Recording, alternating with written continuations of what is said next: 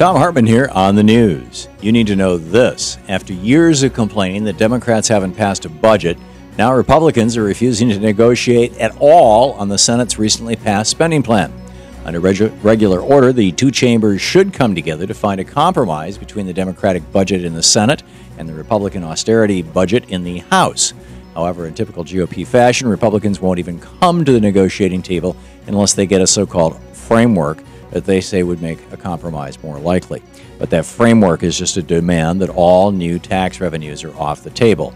That's not a compromise. It's not even a negotiation, and that's not how Congress is supposed to operate. It is more Republican obstructionism. In an attempt to secure a budget, President Obama and Democratic leaders offered cuts to some of our most sacred social programs, angering many on the left. And a total $2.5 trillion in spending cuts have already been imposed on our nation. But that's not enough for Republicans. Their idea of compromise is getting everything they want, and they'll continue to act like petulant children until they do. We can't let President Obama and the Democrats be held hostage anymore. This is our nation. If anyone gets to have a list of demands, we do. We can demand that President Obama takes Medicare and Social Security off the table. We can demand that Republicans stop their ongoing obstruction. And we must demand that this broken Congress starts serving the people who put them into office in the first place.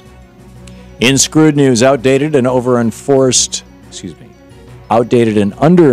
regulations allow a fertilizer plant in Texas to continue operating despite dangerous conditions.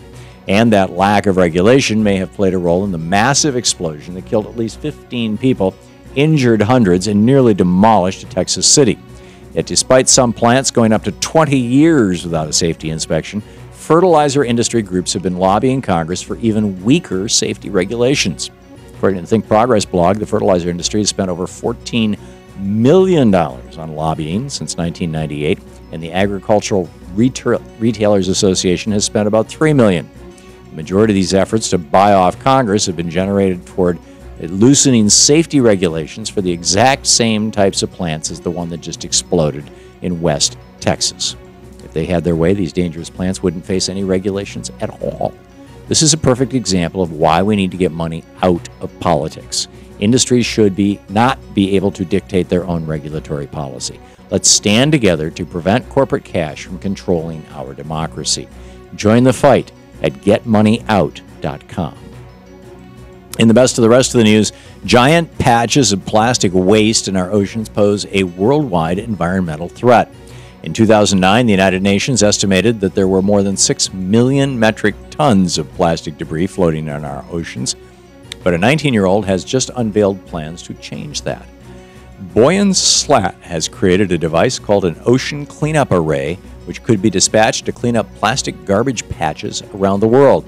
Mr. Slat's creation is made up of an anchored network of processing platforms and floating booms that can collect plastic from the water, separate it from plankton, and store it for recycling.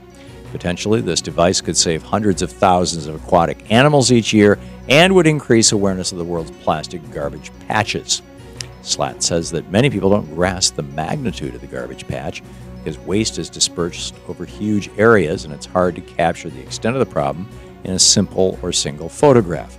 But he said, quote, by placing our arrays, however, plastic waste will accumulate along the booms, making it suddenly possible to actually visualize the oceanic garbage patches. Quote, this is amazing work. Should be applauded. Hopefully Boyan Slat's ocean cleanup arrays are put to use right away and our great garbage patches become ancient history.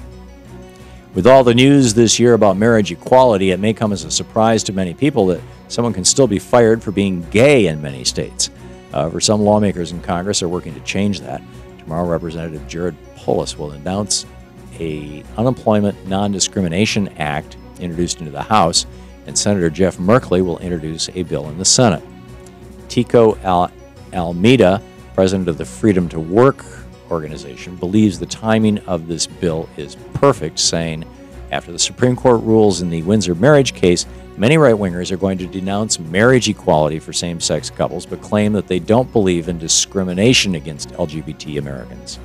This legislation presents a perfect opportunity for lawmakers to prove that. In this day and age, it's unacceptable that someone can be fired from their job simply because of who they love. Congress will soon have an opportunity to change that, and we must surely make sure they do. And finally, Pennsylvania has a bridge to sell you. That's right, they really do. Pennsylvania Department of Transportation is looking for a buyer for Hummels Bridge, a 117-year-old structure that has been deemed unsafe for traffic.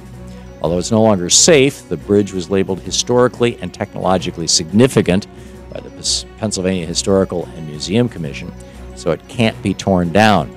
Chris Thompson, the architectural historian for PennDOT, said the department has sold other historical bridges and they've always found new life as walkways on college campuses or other locations. Hummels Bridge connects Greenwich and Richmond townships and was state-of-the-art at the time of its construction. Greenwich Township Supervisor Harry Hopp said, in 1896, the design of it was way ahead of its time, but we're now in 2013, and it's like we have to do something different. And that's the way it is today, Wednesday, April 24th, 2013. I'm Thom Hartmann.